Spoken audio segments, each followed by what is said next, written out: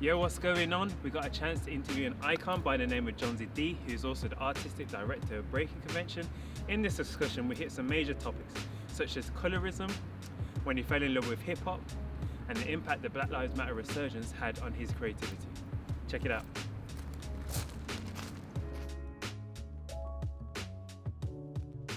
In terms of colorism, do you think you've seen that play out within your own work industry, or sort of just like generally in life? Interesting. Yes, definitely generally in life. Colorism is a product of white supremacy. And this idea that the lighter you are, the more access to whatever, do you know what I mean? But then obviously that can happen opposite as well, do you know what I mean? And you've got your light-skinned brethren who's hanging out with a group of dark-skinned men and he's getting grilled, do you know what I mean? So, I've always been in the middle, do you know what I mean? A little bit brown. So I didn't really get into that colorism per se. But I have to say, there was a time where light-skinned girls, it was all about them, you know what I mean? And dark-skinned girls weren't getting no love, yeah? That's some crazy shit, you know what I mean? But it's changing a lot, you know what I mean? When you see them women like Lupita getting enough joy in, Hollywood and stuff. But yeah, I just think it's really crazy that people will suggest that you're good looking because you're a certain shade.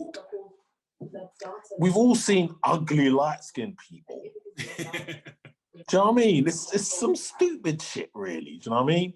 And at the end of the day, beauty is in the eye of the beholder, you know what I mean? It just depends on how free your mind is, do you know what I mean? To allow you to see the beauty in everything, do you know what I mean? Because in a way, we are all beautiful, do you know what I mean? We are all beautiful, I believe. It's just that not everyone can see your beauty, do you know what I mean? But some people will see your beauty. And the most important person needs to be you. Come on. Right. Jonzi, I feel like you called us to give us that speech. No, amazing. Jamal, I'm going to throw it to you. What's colorism like? And what's been your experience? I know we spoke a bit about that, but yeah, what are your thoughts? Yeah, no, it's kind of probably a bit more of a massive topic. That the research actually came out after a few discussions around this, obviously I'm mixed race, but I grew up in an all-black household, so without my father and such. So my mum's black, but that through discussion between us, the three of us, is how potentially me understanding my own privilege of how I could be treated different versus if I was of a darker skin. So it's really strange for me because my older brother, he's very dark in comparison to me, and what I gain is I've had quite a bit of racial abuse in terms of violence when I travel abroad and such like that. But I think if my brother went, it would maybe do tenfold just as a result of the color of his skin, or this kind of probably slightly different experience of, probably a little bit what you're touching upon, being someone that's mixed race is the sense of belonging, right? What people might determine, you're not white, but you can not black, and it could be positive and negative in both plays of them areas. So it's just something that we've been discussing, and it's quite nice that you kind of touch upon them groups and how you fit in them spaces and kind of make awareness on, and it's like who you see yourself and who do you identify yourself as, but you're also aware that the system sees you differently in some cases. You know what I mean? Sorry, I wasn't asking a question, but yeah, just bringing something in terms of the discussion. But yeah, if you've got any insight around that, Well, yeah, I mean, it's interesting because my best friend growing up in East London, Bow, was a white boy called John Whelan, yeah? And it was beautiful because hip hop, we appreciated that together in a way in which other music forms at the time were quite separated. It was black or white, do you know what I mean? But with hip hop, we had the Rocksteady crew, which were like just mixed. They were just mixed. They didn't look quite black. They didn't look quite white, do you know what I mean? But they were just like, And then there was Frosty Freeze like that. He's definitely black, you know what I mean? But yeah, I don't know, it allowed my friend to really be part of something. And we really grew up with this hip hop thing together, do you know what I mean? And hip hop truly does bring people together, do you know what I mean? It allows people in. And I'll never forget when, you know, and he was the white kid that would hang out with the group of black kids, you know, as we got older and stuff. And I'll never forget when we went to one party. It was a blues party, and it wasn't in our area. It was Southeast London, Deptford, I think it was. And we walked in, and it was dark in there. It was proper. It was a blues, you know what I mean? And you know, there was definitely Sticks man there, you know, man who probably had tools or whatever. And as we walked in, we heard, "Hey, all this white wine place, man. Man, I want a white wine place." Yeah. And then we immediately, you know, went and stood by him. Do you know what I mean? And then we were there for about half an hour. Do you know what I mean? Just because we felt like, no, we're not getting rushed out of the place. But my man was scared. You know what I mean? And we jetted, and that was the last time that he came out with us. You know what I mean? So it's interesting, like my experiences of racism, which I can list, you know, fully. But I did want to just mention that, do you know what I mean? How, you know, he's my brethren, that white boy. He's my brethren, but he couldn't be my brethren because he was fearful that, you know, because he's the only white boy, something's going to happen to him, you know what I mean? Yeah, it's a sad one, really. I don't even know where he is now. I've been trying to find him. He's just missing. Why? Wow. Thanks so much for sharing that. I mean, I feel like you just reminded me of my first white best friend.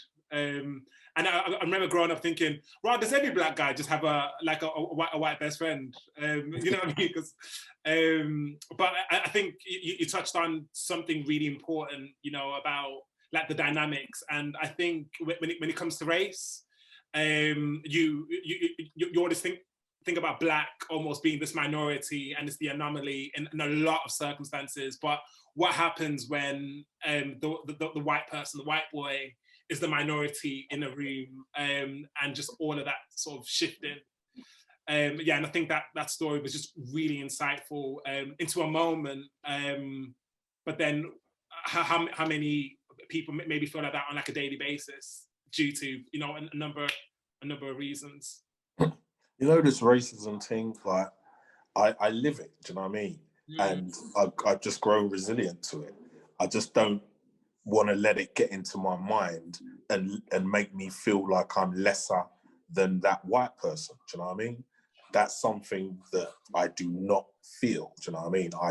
I value who I am on this earth, do you know what I mean? The same way in which I value you, do you know what I mean? It's just, you know, we are valuable, do you know what I mean? And the idea that someone can look down on someone for something as petty as the color of their skin, it is so stupid, do you know what I mean? I just remember, I grew up in East London. As I said, I grew up around poor white people, yeah? And I remember there was one day when we were walking down the street and there was these 3 white kids who were looking to rob someone, yeah? They were on smack at the time, heroin. This is like 1985, 86, them times. And them mans were just looking to rob someone. And there was 3 of us black youth who were walking down, you know, well, relatively educated, like, you know, on the straight and narrow, whatever. And as we walked past them, we both looked at each other. We were like, rah, you know what? They're the raggers. You know what I mean? They're the ragamuffins, or this term that's used for poor black folk. You know what I mean? But nah, it was them white boys. You know what I mean? And we all grew up in the same situation. Do you know what I mean? And there's a resilience that I think that we had as the black kids in that situation. You know what I mean?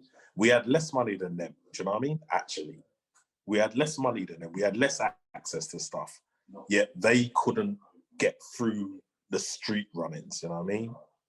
Usually that's something that black people go through, but I've seen how we are not naturally hood. Do you know what I mean? Our environment is what makes us hood. Hence the reason why I know a bunch of white boys on some ragga tip, you know what I mean? And just growing up with that, you know, it kind of empowers me as a black man, do you know what I mean, in this society, that, you know, it's just a flipping, what's the word? It's just a cloak, do you know what I mean? When you walk out on the street, you've got to wear this thing in this society that we are, do you know what I mean? And when you get home, you got to take it off, do you know what I mean? Because we're more than just being black. Do you know what I mean? We're a soul. Do you know what I mean? Our souls don't have colour. Do you know what I mean?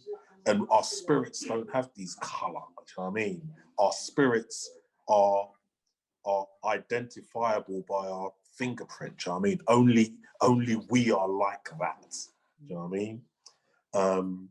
So I think that sometimes looking at things from a colour perspective can sometimes throw you off track of who you really are. Wow.